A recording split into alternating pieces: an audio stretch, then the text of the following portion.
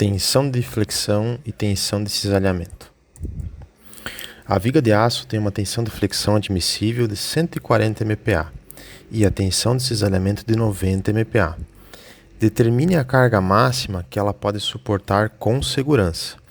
Então aqui a gente tem a viga com o carregamento P aplicado na ponta do balanço com os apoios A e apoios B. O apoio A é um apoio de primeiro gênero, o apoio B é um apoio de segundo gênero.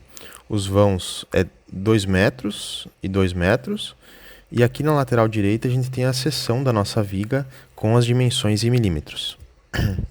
O primeiro passo que a gente tem que fazer para calcular o valor da força P, que é justamente a nossa incógnita nesse exercício, é definir as reações de apoio. As reações de apoio vão ficar em função da carga P. Como a nossa viga está em equilíbrio, a gente tem que respeitar que somatória de forças em X tem que ser igual a zero, a somatória de forças em Y tem que ser igual a zero, e também a somatória de momentos em relação a qualquer ponto também seja igual a zero. Com isso, a gente consegue extrair que o valor da RBX tem valor zero, que a soma das duas reações verticais tem que ser igual ao valor de P, e fazendo a somatória de momentos, a gente extrai que RAY tem o valor de 2P. Voltando aqui na equação da somatória de forças em Y, a gente consegue encontrar, né, o valor da RBY, que vai valer menos P. Então, ao invés dela estar nesse sentido, né, empurrando no sentido vertical aqui o ponto B, ele vai estar puxando, né? Então, está voltado para baixo aqui em função desse sinal negativo. Próxima etapa é calcular, né, determinar as equações e esforços internos. Então aqui a gente tem a seção 1, nossa, que vai de 0 até 2 metros. E eu fiz aqui o desenho da nossa seção com o carregamento P e com a distância X, que vai variar entre 0 e 2 metros. Então o esforço cortante que a gente vai ter, nesse caso aqui, é de menos P. Já eu coloquei os intervalos, né? O intervalo quando x vale 0, o nosso cortante é menos P, e quando x vale 2, o nosso cortante é menos P também. Então ele é constante nesse trecho. No momento fletor, o momento passa a ser menos Px, então é um momento negativo de menos Px. Quando x vale 0, o momento vale 0, e quando x vale 2, o momento vale menos 2P. A seção 2, aqui a gente tem o esquema dela, né? Vai estar entre o ponto A e o ponto B, vai estar entre 2 e 4 metros, e a gente pode também fazer as equações de esforços internos para esse trecho. Então, o cortante ele vai valer P apenas, né? Então, tanto para o ponto 2 como para o ponto 4, o cortante vai valer P, então é constante nesse trecho, positivo, né, nessa parte da viga. E o momento fletor vai acrescentar aqui o valor do momento fletor que a reação de apoio vai gerar na viga. Então, a gente tem menos Px, que é em função da carga P, aqui no lado esquerdo. E depois o carregamento 2P vai gerar um momento positivo, só que a gente tem que lembrar que a distância dessa força até a seção é x menos 2, que é o que está aqui. Então, a partir dessas equações, a gente consegue fazer o diagrama dos esforços internos. Então, vejam, o cortante no primeiro trecho é menos P, ele encontra a reação de apoio do valor 2P, vai subir até o valor de P de corte e vai ser constante até o final, chegando ao ponto 0 no ponto B. O momento fletor, ele vai zerar nas pontas e na parte bem central, no apoio A, ele vai atingir o maior valor de momento fletor negativo com o valor de menos 2P. Próxima etapa é a gente achar as propriedades da seção. Então aqui a gente faz o centroide da seção. Para fazer o centroide, a gente vai usar essa equação, YCG é igual à somatória de Y barra vezes área, dividido pela somatória de área. Então a gente divide em figuras que a gente já conhece, o centroide, como retângulos, né? Então eu dividi esse retângulo na parte superior, um retângulo nessa parte inferior aqui. A gente tem que definir uma linha de referência, então definir a parte da base da viga, e a gente determina as propriedades de cada figura. Então definir qual que é o y barra, que é a distância do centroide da figura até a linha de referência, e a área de cada figura, que está aqui na tabela. Tá?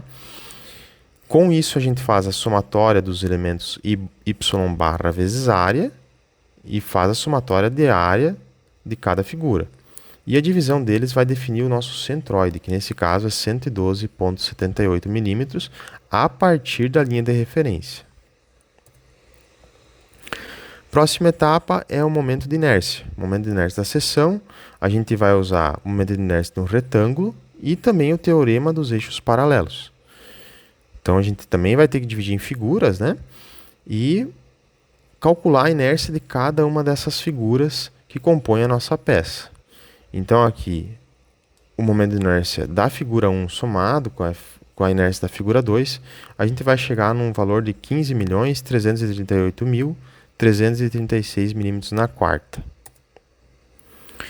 Com esses dados, a gente consegue ir pro ponto crucial da questão, que seria o quê?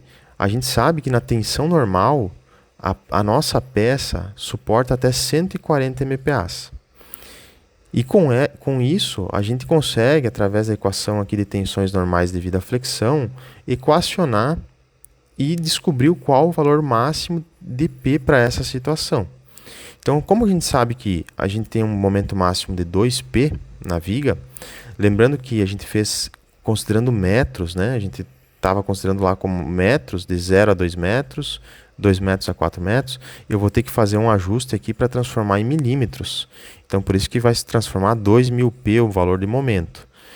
O valor do Y nosso, a gente vai ter que avaliar e considerar o maior valor de Y para a nossa seção. O que é o valor do Y? É a distância da linha neutra da peça até a fibra de topo ou até a fibra de base. No nosso caso, o maior valor de Y da linha neutra até a fibra de base da nossa peça, que é 112,78 milímetros. A inércia nós já temos calculado, e com isso a gente consegue equacionar encontrando o valor máximo de P para que a gente não atinja o valor de 140 MPa. Esse valor de P vai ter que ser menor ou igual a 9.520 newtons. E para a tensão de cisalhamento, o raciocínio é o mesmo, né? A gente tem aqui a equação de tensões de cisalhamento devido à flexão, devido ao esforço cortante, e temos também que a tensão máxima de cisalhamento é de 90 MPa. A única coisa que a gente tem que fazer à parte aqui é calcular o momento estático, que é o valor de Q aqui mostrado na equação, para a nossa peça. Qual que é o momento estático que a gente adota? O que vai gerar a maior tensão de cisalhamento, que vai ser na posição da linha neutra. Então, aqui ao lado, a gente tem o cálculo desse momento estático, que seria dessa área achurada. Então, a gente dividiu em dois retângulos, o retângulo superior e esse retângulo inferior, e calculou o valor do momento estático para essa região achurada, que gerou um valor de 127.118,4 milímetros ao cubo. E com isso a gente consegue determinar qual que é o valor de P que vai chegar, né, a uma tensão de 90 MPa. Nesse caso aqui, chega a um valor de 217.191,25 newtons. Então, assim, nossos resultados ficaram como?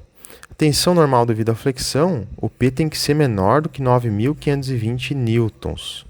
E para a tensão de cisalhamento, o nosso P tem que ser menor ou igual a 217.191 newtons.